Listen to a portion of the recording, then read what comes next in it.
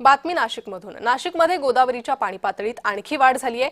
दुतोंड्या मारुतीच्या कमरेच्या वरपर्यंत पुराचं पाणी पोहोचलंय। गंगापूर धरणातून पाण्याचा विसर्ग वाढवण्यात आलेला आहे। गंगापूर धरणातून 6340 क्युसेकनं पाण्याचा विसर्ग सुरू आहे। रामकुंड आणि गोदाघाट परिसर गोदावरीच्या पुराच्या पाण्याखाली गेलाय। ही संपूर्ण परिस्थिती ड्रोनद्वारे चित्रित करण्यात आलेली आहे। ही दृश्य आपण पाहू शकता। नाशिकमधली ही दृश्य आहे। काल दुतोंड्या मारुतीच्या गुडघापर्यंत पाणी होतं, मात्र आता गंगापूर धरणातून पाण्याचा विसर्ग वाढवण्यात आलेला आहे। त्यामुळे कमरेच्या वरपर्यंत पाणी पोहोचलेलं पाहायला मिळतंय। दुतोंड्या मारुती हा गोदावरीतील पुराचा मापक आहे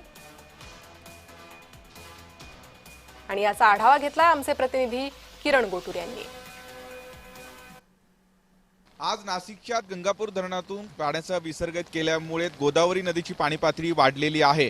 काल रात्रीपासून नाशिक आणि प्रामुख्याने धरण पाणलोट क्षेत्रामध्ये संततधार पाऊस सुरू आहे आणि त्यामुळेच गंगापूर धरणात पाणीसाठा वाढल्याने गंगापूर धरणातून जवळपास 2500 क्युसेस पाण्याचा जो विसर्ग आहे तो गोदापात्रामध्ये करण्यात आलेला आहे। आणि आता मी रामकुंड या भागामध्ये आहे। या संपूर्ण परिसरामध्ये असलेले छोटे मोठे मंदिरं हे पाण्याखाली गेलेले आहेत आणि नदीची सुद्धा पाणी पातळी वाढल्याचं आपल्याला या दृश्यांमध्ये बघायला मिळतोय।